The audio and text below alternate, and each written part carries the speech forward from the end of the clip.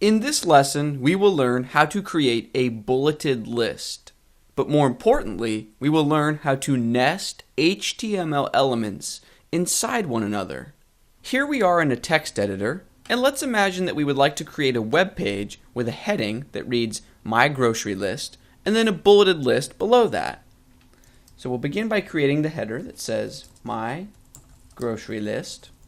Here's what that would look like in a web browser. And now let's add the actual bulleted list. In HTML, there is an element named unordered list. The code for this is UL.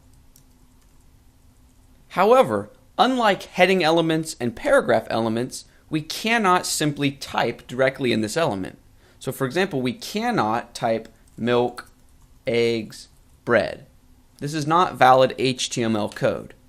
Instead, we want to create an element for each list item. So the code for a list item is li. List item, milk. List item, eggs. List item, bread.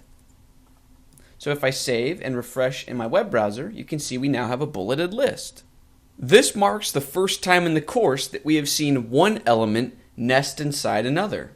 This is a big moment because nesting elements is an essential part of writing clean, well-structured, semantic HTML.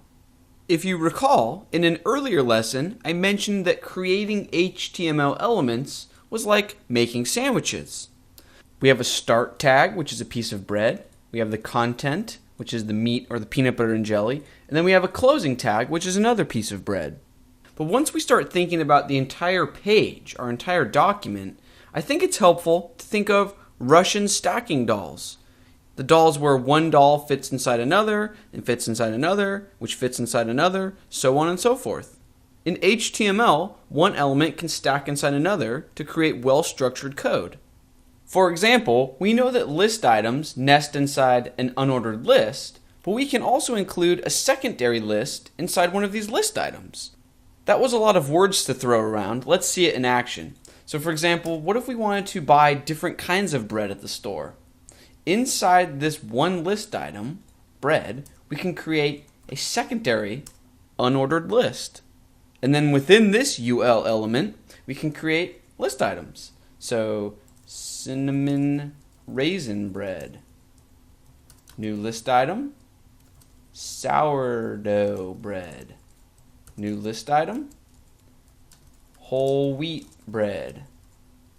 Now if we save and then head over to the browser and refresh, we can see that the structure of our HTML code has been put into action. We have a sublist indented from bread.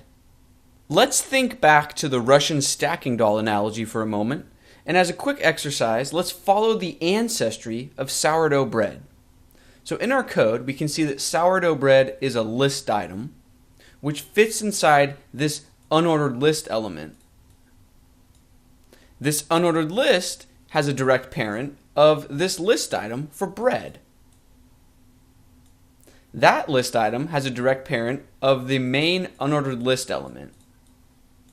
Now on the surface, you may be thinking, great, all we did in this lesson is learn how to make a bulleted list.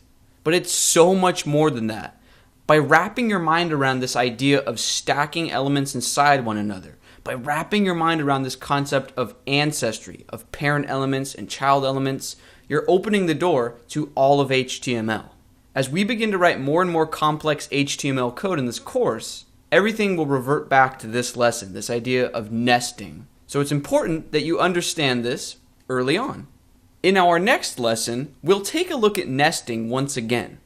Only instead of focusing on bulleted lists, we'll look at HTML pages from a bird's eye view. I'll see you in the next lesson.